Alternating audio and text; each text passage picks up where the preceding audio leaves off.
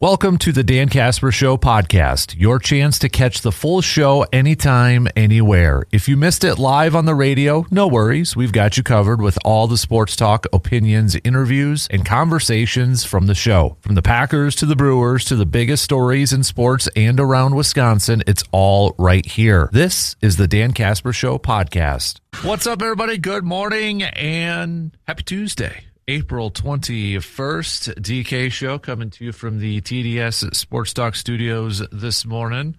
Thanks for making us a part of your start. If you are already up and at it here, whether you are listening on the radio dials, 105.1 FM, 790 AM, streaming it up online at our website, sportstalk1051.com, WIYradio.com. You've got the app. Download it, take it on the go. Your smart devices, smart speakers, and, of course, the video stream up and rolling on our YouTube page, Man Cave TV. Look it up, hit that subscribe button, follow button, whatever the kids are calling it these days here. What do we have on our game plan for us this morning on a busy Tuesday? Brewers are back at it tonight. They're going to be taking on the Detroit Tigers. Kyle Harrison's going to be on the mound for the Crew, with first pitch coming your way at 5:40.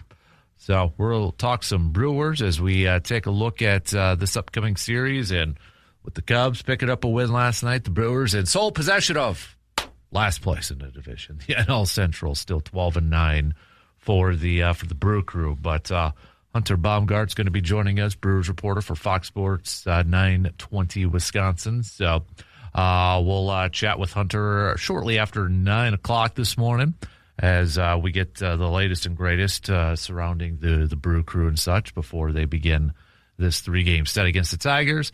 And they'll return home for a weekend series against the Pittsburgh Pirates. Potential or a good way for the Brewers to climb back up into those standings in the National League Central. So plenty of Brewers chat coming your way here this morning. We'll talk some Badgers with RJ.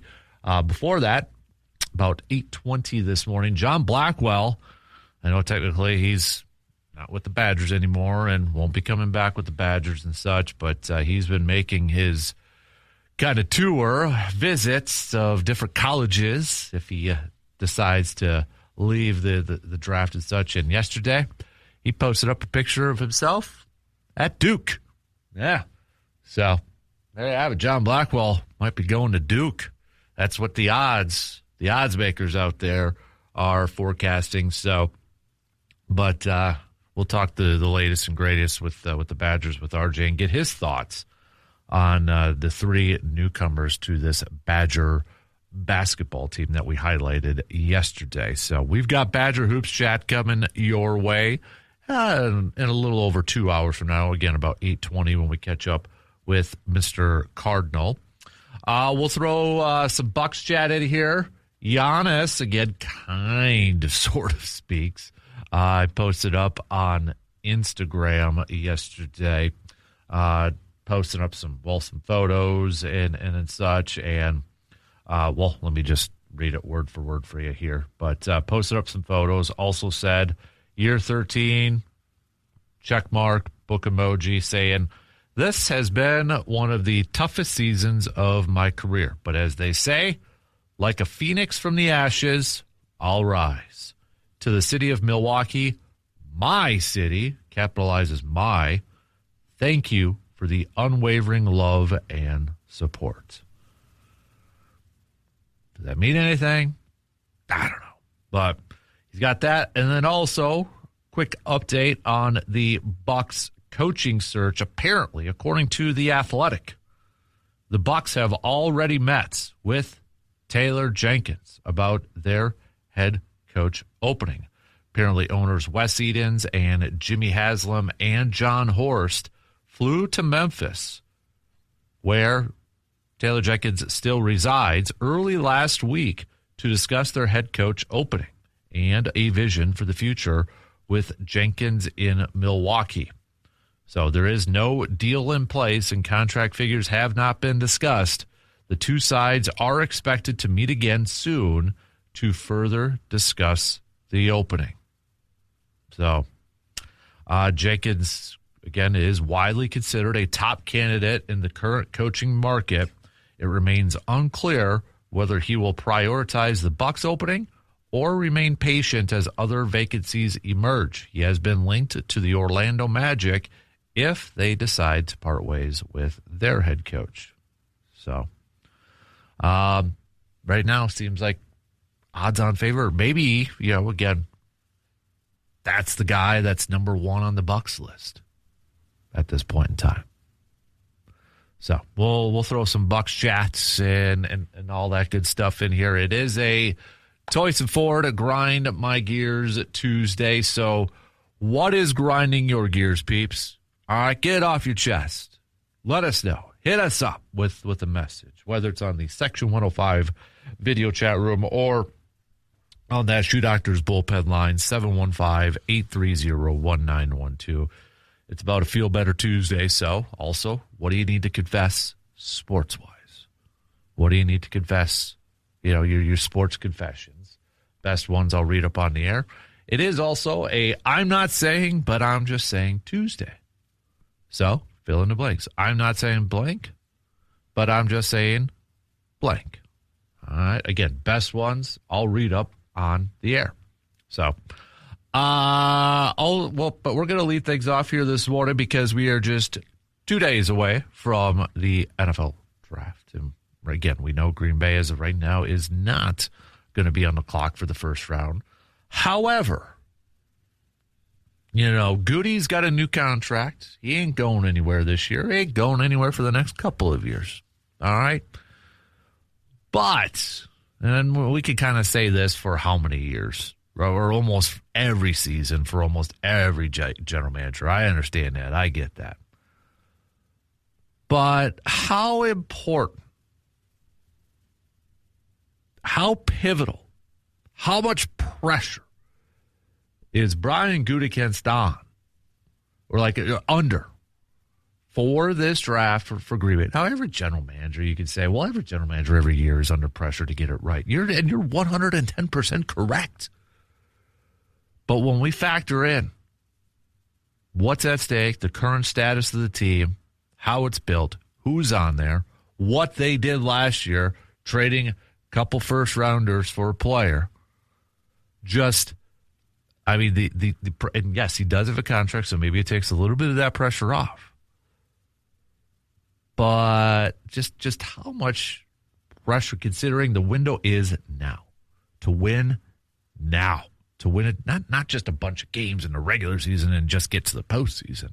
To win a trophy now, the Vince Lombardi trophy, to bring that baby back home to 1265 Lombardi Avenue. And then you look across the division. Chicago's there. Chicago took us a major leap last year. I don't think anybody's ready to shut the door on the Detroit Lions not able to bounce back. Minnesota, they've got a lot of talent. I think there's respect over there with Brian Flores as your defensive coordinator, Kevin O'Connell. Probably a big year, though, too, for Minnesota and the coaching staff, I would think. But the division, for all intents and purposes, is still pretty darn good. It ain't going to be a cakewalk for Green Bay. But the window is now. So, knowing that they don't have a first-round pick, they've got a win-now mentality. How crucial is it for Gutey to nail this draft? Not only to find good players, but I think players that have to play right now. In other years, again, I think they've prioritized with their first-round picks and such. Okay, the ceiling is the roof, to quote the great Michael Jordan. But, finding those, may not be ready or may not be completely ready to be big-time contributors right away, but the potential is there. Well, they don't have first-round picks, so they can't do that this year. So, do they have to change their approach a little bit? Do they have to change the mindset a little bit? It's we got to find guys that can play now, that can fill some holes now. Does Gutey got to bat almost 800 in this draft? I want to talk a little bit about this because I do think this is a very critical, crucial, very important draft to showcase the scouting talents of Packers staff and Brian Gutekunst and such because of what's at stake for Green Bay for this year, for the next couple of years. Right now, the window. So I want to hit this up. I want to talk a little bit about it. So that's where I want to lead things off here this morning, as we are just a couple days away from the NFL draft. And today, Gutey does have his presser. So we do this once in a while. If you were a member of the press corps, what would you ask Gutey? Knowing that we're probably not going to get a full-on, complete answer. We're not going to ask him, hey, what are you prioritizing with the 52nd overall pick? He's not going to tip his hand. He's probably going to give you the best player available. We've got a few holes that we want to address. He's not going to pigeonhole it to just one position. We know this. So what, other than that, what would be a question that you would like to ask him at today's presser? Think about it a little bit and hit me up. So, but let's jump into it, shall we? We'll take our first break, and then we got the leadoff coming your way. We're going to lead it off, talk a little football with the NFL draft just a couple days away. We'll talk about just the Green Bay approach to this thing and the amount of maybe pressure under Gutey and such for this draft. So we'll take a quick break and get things rolling here this morning. We'll be right back in just a couple minutes. The deals at Hy-Vee and Eau Claire this week are in fuego, on fire, fired up savings right now, going on from yesterday to the 26th. $3.99 Hy-Vee Choice Reserved Bacon Wrapped Beef Sirloin Fillets. Come on. Beef and bacon in one. The heck of a deal. Elsewhere, you've got some fantastic deals. Hy-Vee Coffee 48 count, where you can even earn 20 cents off per gallon for their fuel savers. Come on. I need a good cup of coffee here this morning. So that's a heck of a deal over there. It's fully loaded. You could go to the Hy-Vee Facebook page, the Hy-Vee Eau Claire Facebook page. You could load up on some pizzas, some Roma pizzas, 4 for $10 on there. That's a big thing in our house, loading up some deep freezers with pizzas, because my kid has a very, very, very limited menu. Otherwise, this would be big. I've got in my office here a little cupboard full of snacks, because I usually don't eat breakfast at 3 o'clock in the morning. But one of the big ones that I'm now officially out of is Chex Mix. So they got that on sale, 2 for $5 as well. So lots of good deals. You got a big thing in our house is yogurt, Chobani yogurt, 10 for $10, $2.99. Raspberries or blackberries. Heck yeah. Go check it all out. The ads, you can save at the gas pump too with their fuel savers, fuel perks. So Hy-Vee in Eau Claire, look them up on Facebook for all the deals going on. And they even got a little spring cleaning sale going on too. So lots of stuff. Always something happening at Hy-Vee in Eau Claire.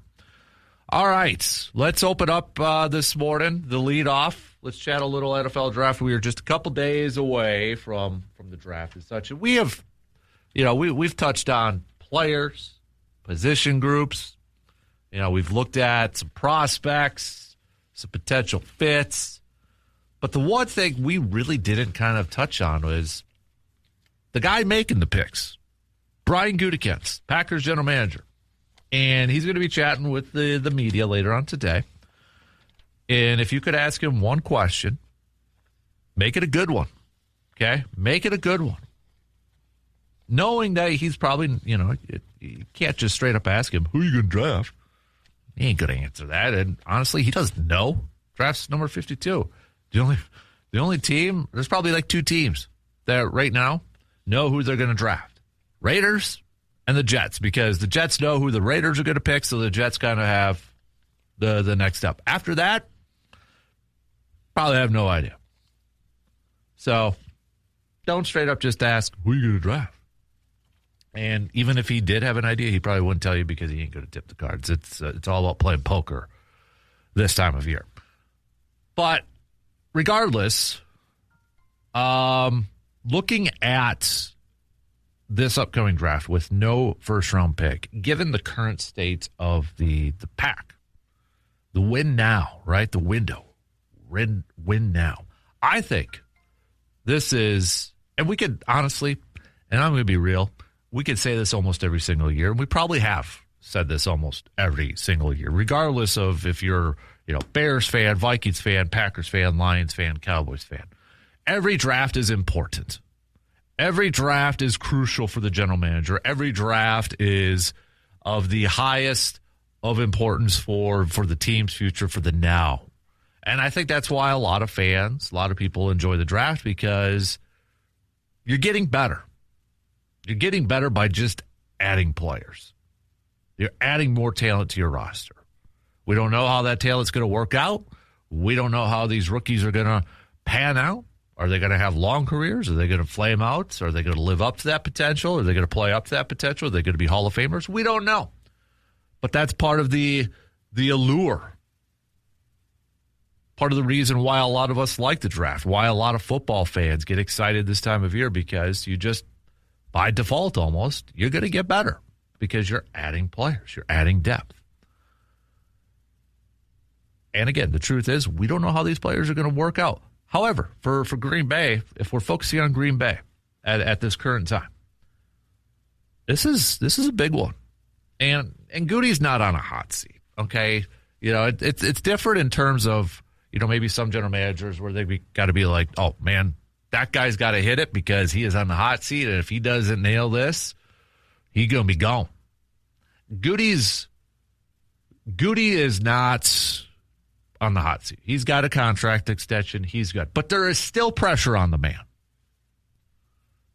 There's still a lot of pressure on him to get this draft right. And we may not know after a couple of years, but I think it's a little bit different in terms of you got to find some guys who could contribute this year, that can play this year. You can't stack them and stash them in the back end of your roster and say, all right, you know what? In a couple years, this is when our picks are really going to hit home. I want to see, this is me personally, but I want to see a draft class that we saw a couple years ago where we had impact players right away on the defense. I'm talking about Edgerrin Cooper, Javon Bullard, Evan Williams, those guys. They weren't first-round picks. They were second-round picks, fourth-round picks. That's what I want to see. I want to see these guys. I want to see Gutey using this draft and saying, okay, where are some guys that can help us right now? Because our window to win is right now. It's that to me is why this one is incredibly important. Because you did mortgage your future a little bit with 2 first-round picks to bring in Micah Parsons. You do that to win now. You don't do that to win in 2 years or next year. You do that to win now. As soon as he made that move last year, the window busted open. And we got a timeline. You don't make a move like that unless you're willing to say our timeline is now, and it's probably for the next couple of years where we've got to win one. Gosh darn it, why not a couple of world championships? A couple of Lombardi trophies. And I look at this roster for Green Bay. We all know, okay? We don't really need to rehash this whole thing. But we all know what they need. They need some corners. They need some defensive line help. They need some offensive line depth. Maybe they need some back-end help with a wide receiver. Maybe they need a backup running back. We know this. We've talked a lot about it since February, okay? We don't really need to rehash it all. Now it's up to Gutey to look at that board and his staff and his scouts and his front office personnel to highlight the players that can help now. And I think that's a little bit of a different approach that maybe they got to take. Whereas I don't know if you can necessarily say, hey, we're drafting guys and hopefully they can be big-time contributors for us in the next couple of years. Your window is now. And I get it. You're always planning for the next couple of years. And a lot of general managers do this because they want to remain competitive in this and that and the other thing and blah, blah, blah, blah, blah. But I'm speaking from a straight-up fan perspective, okay? That's why I can't be a general manager, because I want to win now. I kind of want the Rams approach. I kind of want the Les Snead approach with the Rams. A couple of years ago when they just like, hey, screw them picks. They're kind of like that now a little bit, but they got an aging quarterback, right? Stafford and such, so you get it. But you don't make a move for a Micah Parsons. You don't, you signed your quarterback to a big deal. You're going to probably be re-signing Christian Watson and a Tucker Kraft here soon to nice extensions. You got to find guys right now that can play and help contribute on the field right now. And it's possible. It is 100% possible. I mean, it's not that long ago, a few years ago, when the Chiefs won one of their Super Bowls. You look at that defense, I think it was the year Leo Chanel was like a rookie. I mean, they had contributors all across the board on that defensive side, and they were a solid defense. You can find guys that can come in and play right now and be big-time players for you and help your ball club win right now. You can do that. It's not just this automatic thing or this feeling like, oh, they're rookies, can't put a lot. You can find guys that can be playmakers for you this year. That's why they have awards called Defensive Rookie of the Year or Offensive Rookie of the Year. So, yeah, I do think there's, Gutey's got to hit this one. And I think he's got to hit this one in terms of finding players that can help right now. Not relying on, hey, we're going to find a corner in the 7th round, and that guy's going to be our main backup. Hey, maybe you can find another Sam Shields that can work out that way. Maybe you can find that guy. And if you do, awesome. Great. But you can't plan on it. You can't forecast that. You can't forecast that, hey, that 7th rounder, man, he's gonna be a big time player for us this year. I want those guys that can help out right now. I mean, even Donald Driver, okay, I get it. Donald Driver was a 7th round pick. Donald Driver turned out to be a great player. But you know what? Did he contribute in 1999 when he was a rookie? Heck, no, he didn't.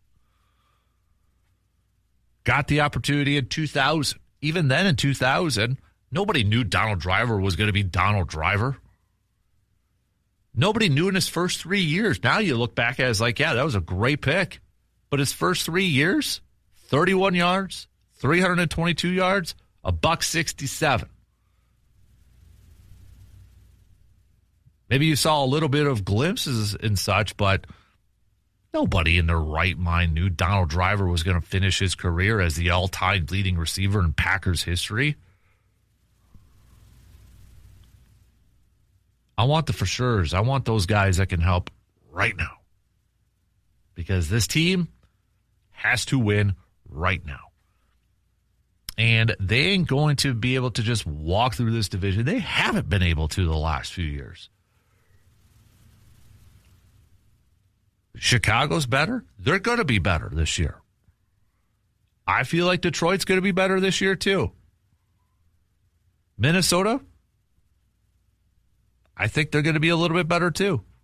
This division, still, for my money, right now, one of the best, if not the best divisions in the entire league. I really hope there isn't anybody thinking that it's, Packers resting on their laurels. What laurels? This isn't the 2000 teens when the rest of the division was subpar and the Packers offense could just run through it and put up a bunch of points and win a bunch of games in the regular season and cruise to another NFC North division title. No. I want guys that could come in right now. I want some dogs that could come in right now and be impact players. Because I don't know about you, but I want to win another championship. I want to win another Lombardi. Because right now this division's pretty darn good. I'd rather win a Lombardi right now before maybe Chicago starts to sniff one. I mean, let's be real here. Chicago was a couple plays away from going to the NFC Championship last year. And I don't think they're going to be slowing down anytime soon. We may sit here and have some fun. It's a rivalry and say, oh, yeah, they're going to be good. They're still Chicago. I don't know that. You don't know that. We don't know that. I hope, as a Packers fan, but let's get some dudes in this draft that can help you out right away. Let's get some guys in here that you can plug and play. It's possible. It's possible to find those guys round 2, round 3, round 4, even round 5. You can do it. And that's where the pressure is on for this scouting staff, for Gutey, to find those guys in this draft. It's a very, very, very important draft. Every draft is important for every single team. But for a championship wannabe team, caliber team, championship goal team, a team that's their goal this year, you got to hit this one. You got to hit this one with players that can help you out this year. All right, let's take a quick break. Plenty more to get to, though. We'll be right back in just a couple minutes. With the fields coming back to life, it's time for some spring sports in Chippewa Valley. Whether you are stepping up to the plate or hitting the track or getting back on the field or maybe getting back to your weekend warrior status, make sure that your body is ready to perform. At Chippewa Valley Orthopedics and Sports Medicine, their team specializes in keeping athletes of all ages healthy, strong, and in the game. From injury prevention to expert care and recovery, they've got you covered every single step of the season. So don't let pain keep you on the sidelines. Get back in the game with confidence. That's Chippewa Valley Orthopedics and Sports Medicine, helping you move better, play stronger, and staying in the game. We've got a couple of texts. Jeremy says, I would ask Gutey, after making several moves and acquiring some more picks, do you feel like you have enough ammunition to trade up for you think he won't get to you? This includes all rounds, not just the second and third round. C-Bomb says, with how we have seen analytics take over the NFL, do you see teams beginning to utilize AI in decision-making or anything else? Anything else AR? Is that supposed to be AI, I think? I still want to do this. I joked about it last year, but I kind of want to do a segment on this where, and we could kind of do it for baseball too, for decision-making. But I kind of joked about it last year when it was Packer season, and I think I might do this. Highlight a play, maybe 2 plays. One that it was, let's use Matt LaFleur here for an example, okay? Let's say it was like 4th and 3. Matt LaFleur decides to go for it at his own 40, and he gets the first out. We'll go to AI and kind of type in the scenario here and ask, would they go for it? And see if it relates to Matt LaFleur. And then highlight maybe a bad play or a bad decision and do the same thing. Would AI say to do the same thing or not? Not tell AI the result, just got to see what they would do. I kind of want to do that. I don't know if anybody would think that's kind of fun to kind of go about, but just maybe I still kind of want to do that. And we could do it for baseball with certain decisions too.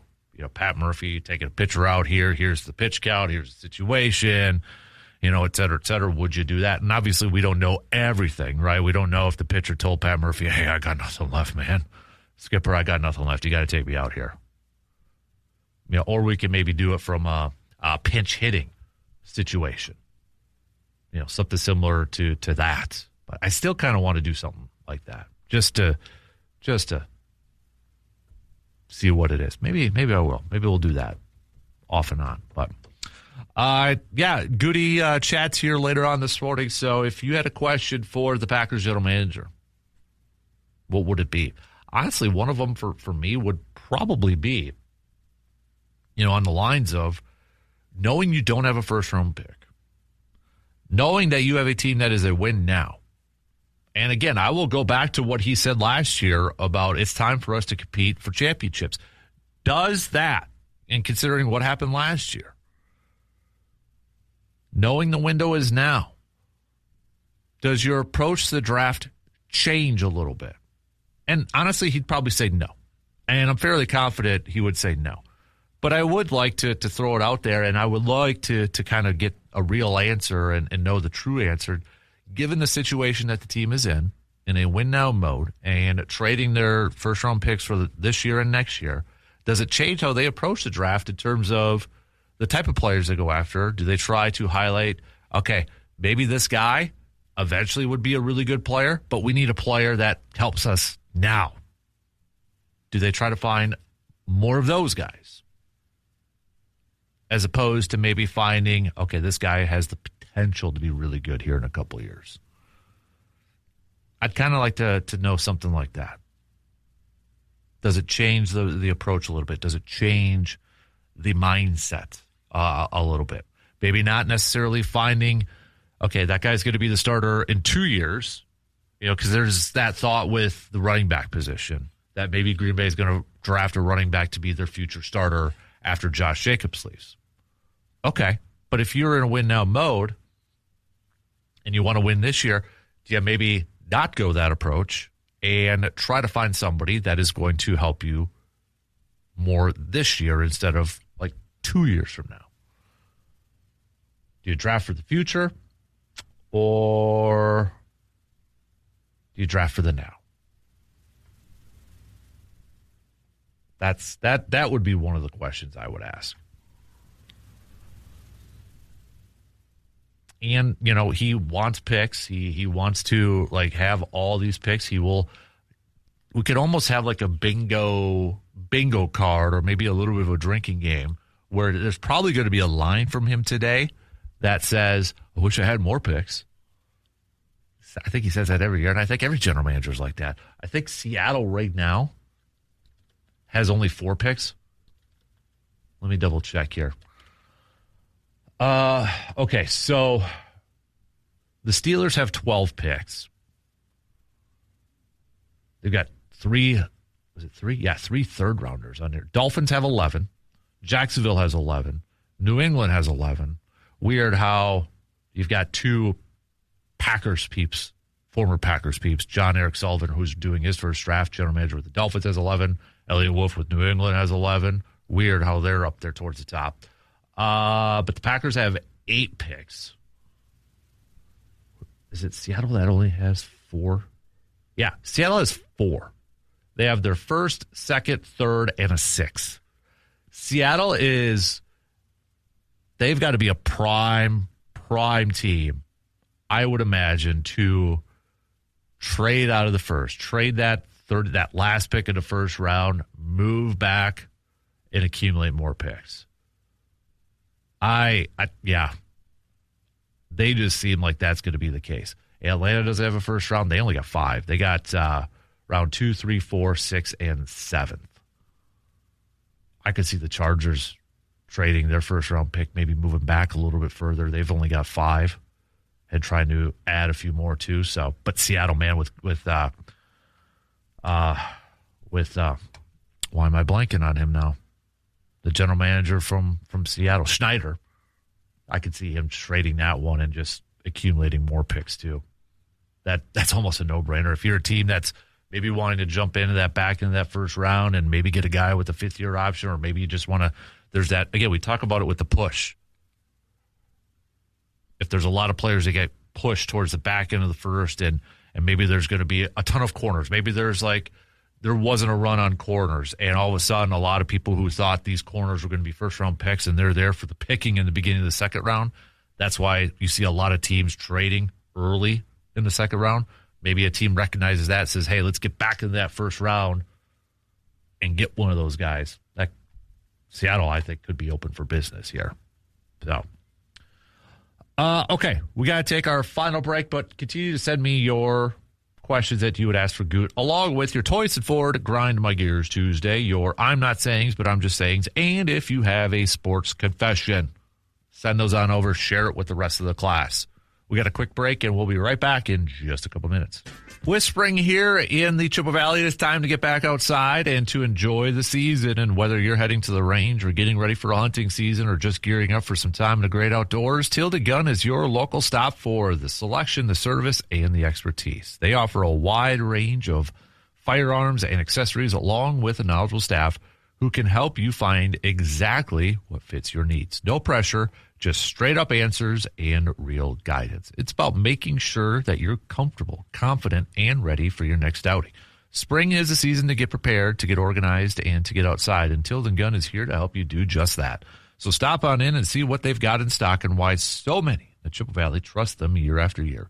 Tilden Gun, your hometown source for gear, service, and expertise. Don't forget, if you've had any luck this spring turkey hunting season, to send us those photos, all right, on the Sports Talk Facebook page, and we'll post it up there and do a little bragging for you over there. Or with, too, with fishing season coming up and such, don't forget, we're taking those photos as well. So send those again via the Sports Talk Facebook page, okay? Coming up, hopefully later on today, just waiting for one more person to get their draft in, but we'll have a new episode of the Man Cave Podcast, Draft Edition. I'll have my first-round mock, if anybody cares on there, my 7-round, or in this case, 6-round Packers mock.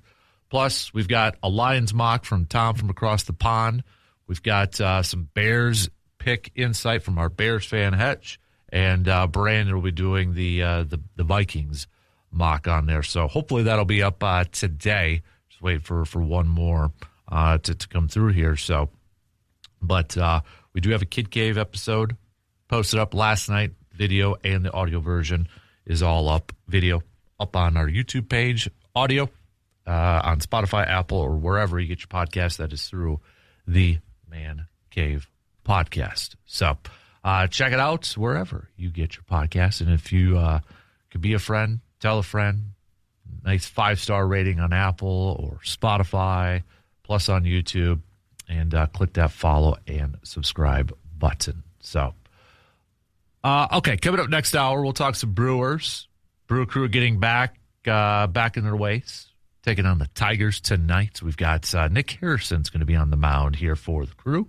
They skipped his latest start through the rotation, but he'll be back on the mound tonight. So we'll preview this series coming your way, 3-game series against another American League team before the Brewers return home, which right now looks to be a big weekend series against the Pittsburgh Pirates. So we'll talk some Brewers coming up next hour, and then 9 o'clock we'll talk some more Brewers with Hunter Baumgart, Brewers reporter for Fox Sports Wisconsin 920. So we'll catch up with Hunter again. Before Hunter, we also have some Badger Chat with RJ. That'll be coming up at 8:20. Continue to send your I'm not saying, but I'm just saying, and some of your sports confessions and your Toyson Ford Grind My Gears Tuesday. Remember, it's a little bit of a feel better Tuesday with a lot of that. So you can hit us up on the Shoe Doctors bullpen line, or hit us up on the Section 105 chat room. So, and we're still continuing to take your questions that you would have for Brian Gutekunst in his draft presser today, later on this morning. So, knowing that he isn't going to be 100% truthful, but again, make it a good question, all right? You get one shot at this thing. One shot. You're a member of the press corps. What would you ask Gutey today in preparation for the draft coming up in just a couple of days? So, we'll get to some more of those a little bit later on. On the schedule here, too, just a reminder, we've got some softball action. Blue Golds are going to be taking on Stevens Point. Stout's going to be taking on River Falls. Both those will be at home. So we just got about 2 minutes left. We'll say good morning to Morgs. Good morning, Morgan. Hey, Casper. What's the latest and greatest from your world? Not a whole lot. How about you? Yeah, it's just softball action, so ball field time. You guys back at the ball field yet? Yeah, we got our first game on Saturday. So. Excited? Yeah, sure. So where's Hudson going to be? What do you mean? Position. Oh, there's no set position. Oh, so. You're still rolling around with him? Mm-hmm. What does he have in mind? He likes infield, so. Okay. Mm-hmm. Siggy's playing shortstop this year, which is new for her. She was playing more of like the third last year, so it's been a little bit of a growing pain. Yeah. So what, if you think back to your childhood, what is the most nostalgic meal that you have? Is there something? It doesn't even have to be like the best thing. It's just something that is nostalgic because, you're thinking. Probably Dino Nuggets. Dino Nuggets, you still eat them? If, they're in the freezer. Okay, so when we were growing up, my mom would make this, which is, looking at it now as an adult, I'm like, A, it's easy. B, it's kind of gross, but we loved it when we were kids. We call it babysitter casserole, is what the babysitters would always make. It's mac and cheese with peas and tuna all stirred together. So like the actual mac and cheese Take like a bag with like cheese in it? Yes, mac and cheese. You make mac and cheese like you would make Kraft at any old time. And then you add tuna, stir that in, and then peas and stir that in. Okay, so it's like a tuna casserole, but with mac and cheese. I mean, cheese. Okay, let's call it what it is. It's kind of like it's like, poor man's tuna casserole. Yeah. And didn't think anything of it at the time, but grew up on it. And it's one of those weird meals that I have like a strange nostalgia for. It certainly is not good. Like the Eau Claire Foodie site would tear it apart. But it's something that just kind of sits in your head as something that was really good. What I think I miss, and we don't eat it anymore, is Hamburger Helper, the cheeseburger one. Okay. I was just reading the other day, weird that you say that because this is ridiculous. Do you know how many varieties of Hamburger Helper there is? There's got to be like 75. 52. Okay. I could think of maybe 5 off the top of my head. I had no idea it had gone gangbusters. Yeah, like I don't know that. if I could get double digits. Beef stroganoff, cheeseburger. There's probably got to be a pizza one. There's probably got to be a ranch one. Oh, well, and now I guess they also have like other helpers, tuna helper, chicken helper, all those other helpers, which was always just hamburger. What was something you used to make yourself when you were young and first you learned to cook that you were a champion of? Because Eggs. a kid that in my life that makes, fish sticks, like Friday fish, makes fish stick sandwiches. Puts them on 2 pieces of bread, tartar sauce, and makes a sandwich out of them, which is not actually even that bad of an idea. Yeah. Chicken patty would probably be another one for school lunch for nostalgia. Did you have like the pizza on Fridays, like the square pizza that is never even that tasty? It was always hit or miss because you could tell if it was a homemade pizza or if it was Tombstone. If it was homemade, no thank you. Well, don't you come from pizza country in Medford? Yeah. So what did you eat before the game? Did you have a go-to fuel? Because the kids right now are big into Gushers, or like if we're at the ballpark, which we're coming into season now, can't even keep up with the watermelon. What did you eat before games?